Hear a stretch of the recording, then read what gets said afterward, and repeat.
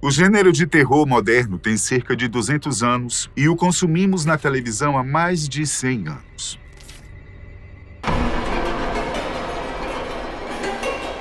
Entretanto, sabemos também que muitas histórias e personagens do cinema e da TV são frequentemente inspirados em pessoas e fatos reais. Portanto, hoje, vamos conhecer a história do Hotel Holmes, também conhecido como Castelo da Morte. Além de conhecer o autor de uma série de crimes que aconteceram neste ambiente cuidadosamente construído para capturar e, literalmente, dissecar pessoas. Tão cruel quanto Jack o Estripador, há quem diga que o serial killer, dono do Hotel Holmes, e o lendário assassino que matava prostitutas na Inglaterra possam ter sido a mesma pessoa, já que a identidade do serial killer que vagava pelas ruas de Londres nunca foi descoberta. Nosso personagem de hoje ficou conhecido pelo seu castelo de horrores, disfarçado de hotel. Porém, sua história é bastante complexa, repleta de crimes relacionados a golpes financeiros. Nascido em 1861 na cidade de New Hampshire, nos Estados Unidos, Herman Webster Mudgett, posteriormente conhecido também como Henry Howard Holmes, era considerado um dos melhores alunos de sua classe. E por conta disso, sempre foi alvo preferido dos valentões de sua turma.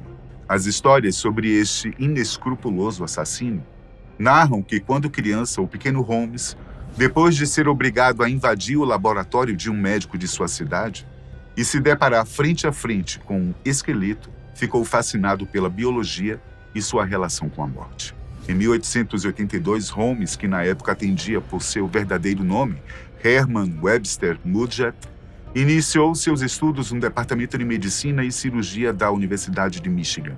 Nesse período, o jovem trabalhou no laboratório de anatomia do lugar e foi nessas práticas e estudos que conheceu o trabalho do Dr. Nahum White, um notável defensor da dissecação humana. O problema é que, além de aprender sobre dissecação humana, Holmes começou a roubar os cadáveres do cemitério e da faculdade e passou a desfigurá-los para assim alegar morte acidental na ambição de conseguir os valores do seguro de vida dessas pessoas, alegando que elas tinham morrido por acidente. Dessa forma, ele lucrava com a venda das peças para a faculdade e ainda tentava se apropriar do seguro de vida daquelas pessoas. Por isso, ele foi expulso da medicina e, a partir daí, ao longo dos anos, passou a se aperfeiçoar em fraudes e golpes associados a seguros e hipotecas. Assim, ele se tornou beneficiário nas apólices de várias mulheres que trabalharam para ele como secretárias, sendo que muitas delas morreram misteriosamente, logo depois que trabalharam para o serial killer. Holmes, além de suas fraudes, acabou alcançando uma carreira de negócios, e quase ninguém teve notícias de sua vida pregressa ou de sua formação em medicina e habilidades em anatomia humana. Há, inclusive, uma observação em sua trajetória. Em uma das vezes em que foi suspeito de assassinato, ele alegou que só entendia de fraudes em seguros, diminuindo sua punição e dificultando as alegações sobre alguma possibilidade de envolvimento em algum caso de homicídio. Holmes se instalou em Chicago em 1886 e começou a trabalhar em uma drogaria um ano depois como lojista. No entanto, antes de se mudar para Chicago, ele desapareceu oficialmente durante quase 2 anos. Após o episódio com o laboratório de anatomia, ele foi acusado criminalmente de usar os corpos em fraudes de seguro. Porém, foi apenas afastado e 1 ano depois, Holmes foi contratado em Inglewood, onde sua chefe, uma mulher chamada Holden, logo desapareceu. E embora familiares, amigos e colegas empresários tenham ficado alarmados, Holmes explicou que Holden decidiu se mudar para a Califórnia e vender seu negócio para ele. Inaugurado no final do século XIX, em meados de 1893, o Hotel Holmes foi construído pelo próprio H.H. Holmes, nome que o golpista passa a utilizar em Chicago, onde alcança um prestígio social após adquirir o direito de uma farmácia na mesma região, onde construiu o hotel. Em Chicago, Holmes abandona a carreira de médico por completo e passa a se dedicar ao emprego na farmácia. Ele então consegue passar a perna nos proprietários do estabelecimento e se torna dono do lugar, adquirindo novos terrenos no bairro e ampliando seus negócios. Algumas versões sobre este golpe dizem que a dona do estabelecimento, Elizabeth S. Holton, ficou viúva e, após essa situação, Holmes convenceu-a a vender seu próprio negócio. Após a transação, a viúva e a antiga proprietária também sumiu. Nunca mais foi vista. De toda forma, após esta trapaça em homicídio qualificado, o criminoso constrói um edifício de 3 andares que foi convertido em hotel para a Feira Mundial de 1893. No entanto, o prédio contava com inúmeras passagens e cômodos secretos que Holmes usava para matar e se desfazer dos cadáveres de suas vítimas. Em sua maioria, mulheres que ele atraía até o local. Em apenas um ano, o hotel da Feira Mundial foi concluído e seu proprietário informou que muitos de seus numerosos quartos estariam disponíveis para visitantes de fora da cidade, para a Exposição Columbiana. A feira era oficialmente chamada World's Columbian Exposition para homenagear os 400 anos da chegada de Cristóvão Colombo à América do Norte. E foi a grande feira feita para encerrar um ciclo de exibições que acontecia em diferentes partes do mundo naquela época. Conhecida também como Feira Mundial de Chicago, o evento reuniu inventores de vários países que puderam mostrar seus mais novos inventos tecnológicos. A feira na cidade de Chicago se destacou pela enorme amplitude de máquinas que foram exibidas, como fax, novos telefones, trem elétrico e até mesmo cintos elétricos que alegavam curar diversas doenças. Nesse período, Chicago queria desesperadamente ser conhecida como a metrópole do Oeste, em um tempo em que qualquer coisa no Oeste era considerada selvagem. Naquele fim de século XIX, Chicago estava emergindo como uma força econômica e cultural, e a Feira Mundial era a oportunidade de provar isso para o mundo. O Hotel Holmes. A estrutura do Hotel Holmes era gigantesca. Localizado em um dos trechos mais notórios de Chicago, em um quarteirão ao longo da Rua 63, o prédio abrigava mais de 100 quartos, sendo 60 ofertados como acomodações de hotel. O espaço ocupava quase o quarteirão inteiro e prometia ser uma atração tão especial e futurista quanto as inovações da época. Uma das curiosidades da construção é que as equipes de engenheiros eram substituídas constantemente. E essa estratégia serviria para que somente Holmes soubesse os detalhes por trás da planta original do edifício. O primeiro andar era um bloco inteiro de fachadas de lojas, das quais ele poderia alugar para uma enxurrada de novos negócios que abririam na cidade. Já o terceiro conteria apartamentos para a crescente população da região que, sem saber, se tornariam vítimas de H.H. Holmes.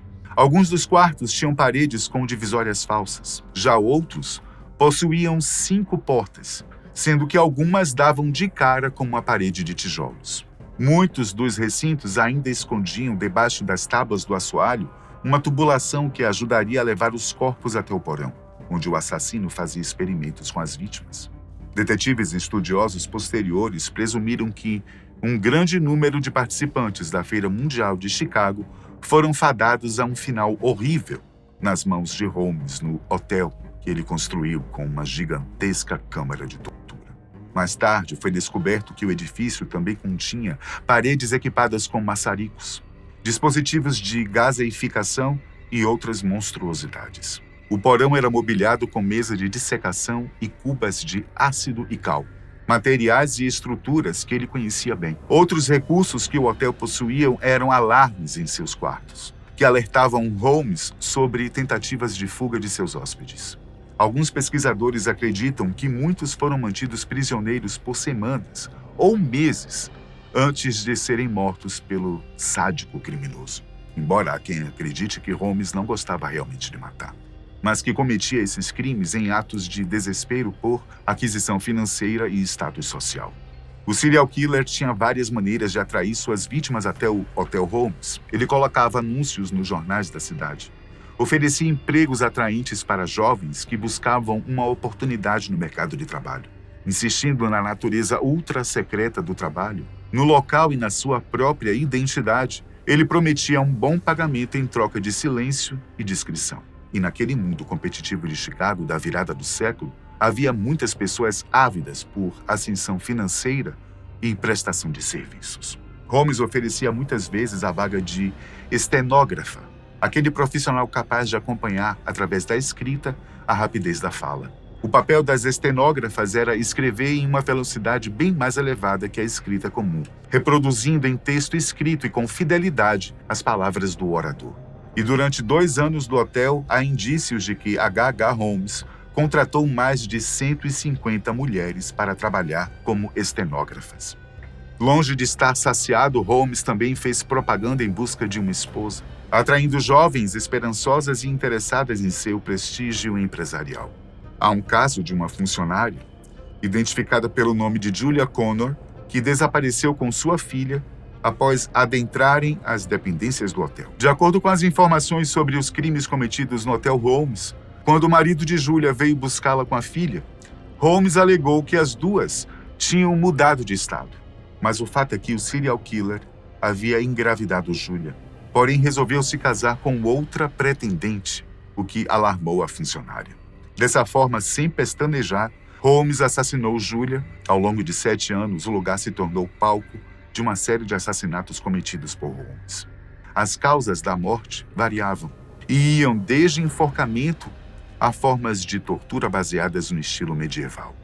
Após a morte, os corpos eram levados ao porão, onde eram cremados ou banhados com ácido. De acordo com Eric Larson, responsável por traçar o perfil de Holmes no livro O Demônio na Cidade Branca, o golpista era um psicopata puro, sendo inútil pensar sobre os motivos que levavam Holmes a se tornar um assassino por natureza. E acrescenta seu grau de psicopatia ao fato dele referir aos corpos depois de mortos como o material. O autor do livro explica que Holmes era o protótipo do serial killer urbano que aproveita do anonimato da metrópole para cometer seus crimes. Neste caso, você tem muitas mulheres jovens que estavam viajando sozinhas e desacompanhadas pela primeira vez. Elas chegam a uma cidade grande, onde ninguém consegue acompanhar nada. E aqui está esse cara charmoso, oferecendo hospedagem no hotel. Parece até um personagem de ficção. Agora, se você é um fã da série American Horror Story, talvez a história de Holmes lhe pareça familiar. O personagem de Evan Peters, na 5ª temporada, sob o nome de James Patrick March, tem várias semelhanças com H.H. Holmes. Na série de streaming, o serial killer também assassina suas vítimas em um hotel assustador, usando diferentes câmeras e métodos horripilantes. No mundo dos gamers, H.H. Holmes também ficou conhecido. O lançamento de The Devil in Me, 4º e último capítulo da 1ª temporada de The Dark Pictures Anthology, uma série antológica de jogos de terror, é inspirada na história real do Dr. Henry Howard Holmes, mais conhecido como H.H. Holmes.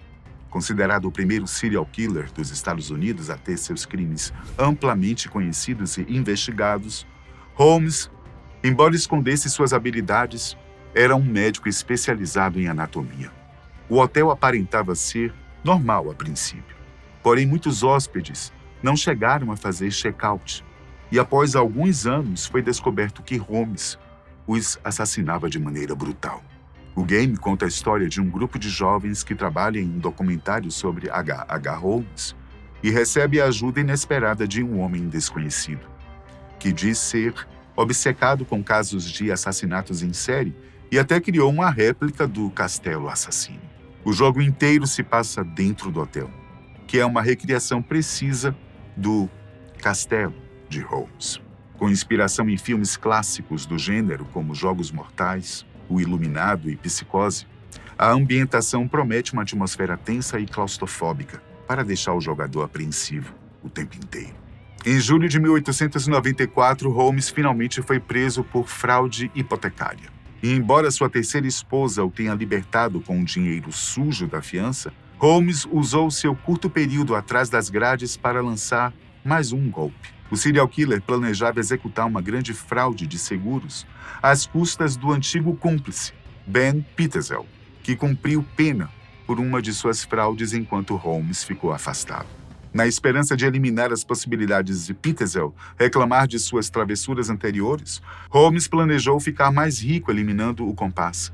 Em sua loja de patentes na Filadélfia, Holmes matou Pitezel depois de fazer um seguro de vida para o mesmo. A princípio, ele planejou um esquema em que seu parceiro de negócios fraudaria a própria morte para receber o dinheiro do seguro de vida, mas acabou assassinando-o de verdade.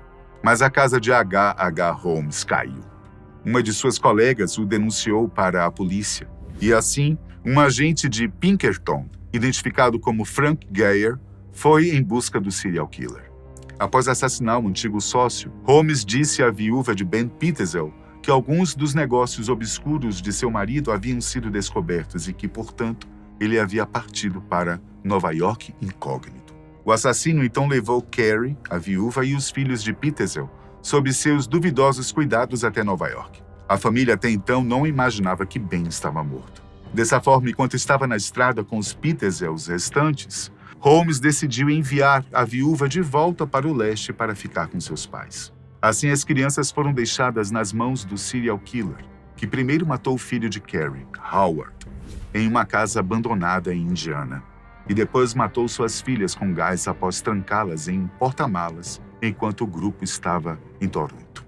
Em seguida, Holmes voltou para sua primeira esposa e, após explicar que teve amnésia e se casou por engano com outra mulher, ele foi perdoado.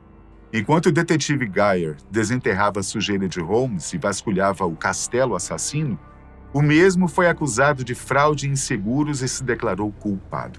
Porém, após revistarem o Hotel Holmes, a polícia ficou perplexa.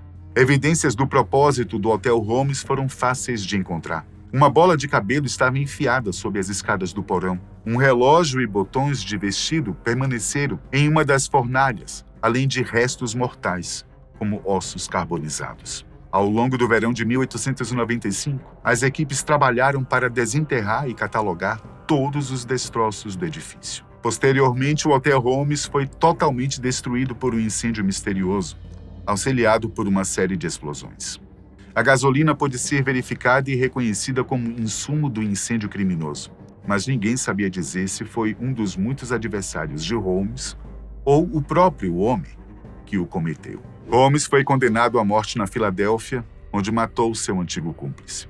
Em 7 de maio de 1896, ele foi enforcado com apenas 34 anos de idade, para alívio de uma nação e particularmente para a população de Chicago, a cidade que, sem saber, suportou a maior parte da sua insanidade.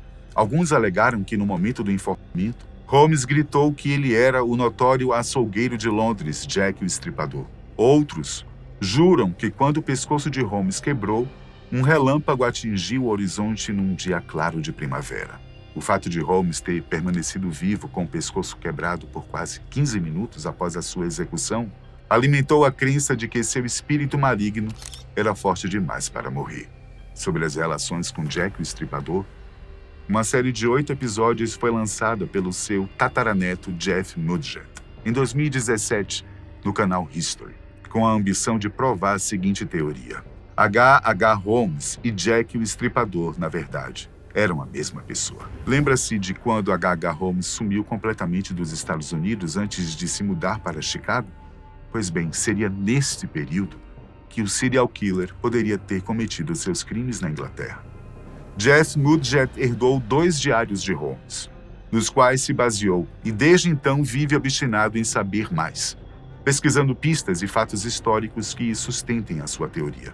Outros contadores de histórias que se interessam sobre o tema foram o ator Leonardo DiCaprio e o diretor Martin Scorsese, que pretendem produzir uma série sobre o primeiro serial killer dos Estados Unidos em breve. Baseado no livro The Devil in the White City, a trama acompanha a trajetória real de 2 homens, o arquiteto Daniel H. Burns e o médico Henry H. Holmes. Os dois tiveram seus destinos cruzados em 1893, com a construção do edifício atualmente conhecido como Castelo de Assassinatos. A adaptação, que está em desenvolvimento em diversos estúdios desde 2003, já é um projeto de longa data de DiCaprio. O ator adquiriu os direitos da obra há cerca de 10 anos e planejava transformá-la em um filme estrelado por ele, com direção de Scorsese. Agora, no entanto, os dois devem participar somente como produtores executivos ao lado de outros produtores.